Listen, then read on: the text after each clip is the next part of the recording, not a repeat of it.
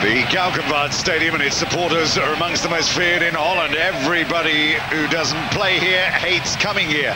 They beat Ajax and they were the first to defeat Feyenoord, and PSV couldn't even beat them either. But in Europe, they rarely produce the same type of form or the intimidation that they do in the league. Up against them, Dnipro of the Ukraine.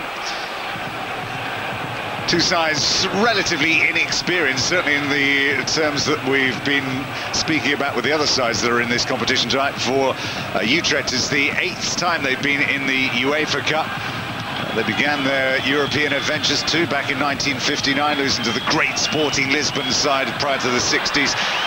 And here they were to go to behind early on as well, actually. 11 minutes, Rotань, only goal this season for him. 11 minutes gone. That wasn't the start that was expected or hoped for here. Despite the good form against the top teams in Holland, they do tend sometimes to lack the concentration needed, and they do lose games against sides that they're supposed to beat.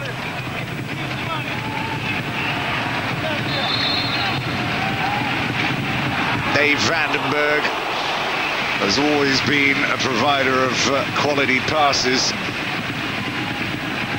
he was severely missed, actually, in this game tonight. Stefan Tange, one of the major providers.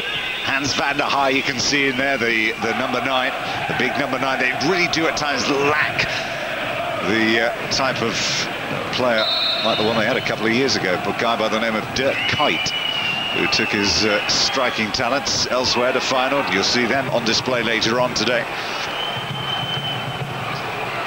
Pretty dour game this for at least the first hour. It all kicked off toward the end, and especially in injury time, as we'll see. As we said, Dnipro of the Ukraine, formerly, of course, played under the Soviet Union. They met PSV and won in the UEFA Cup back in 85-86, 3-2 on aggregate. European Cup quarter-finalists. Now, this was the greatest chance they'd had, Utrecht, of levelling the scores inside the first period. It's not the quickest Van der Haar.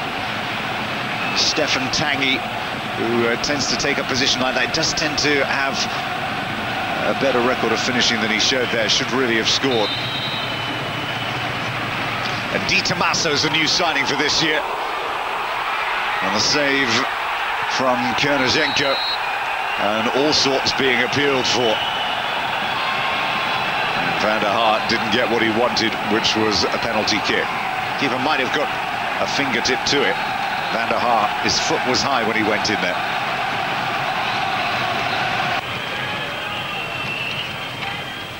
Utrecht have met a Ukrainian side only once before, when they met Dynamo Kiev in 85-86. It was in the Cup Winners' Cup, and they won that night. Now, what about that for a weak piece of goalkeeping? René Ponk will be absolutely disconsolate at the end of the game. That really was a shot that could have been saved. Kotsishin with the goal. His last goal in August in the qualifier against Artemisia. Only goals of the season, all in the UEFA Cup for him. As part of the Ukraine, back in 2004, they got to the 4th round of this competition, which was their best since 1990.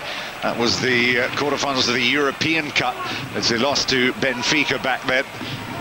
One of those periodic great teams that Benfica tend to put together. Van der Haar, Douglas was on in the second period and got a goal back with 2 minutes to go.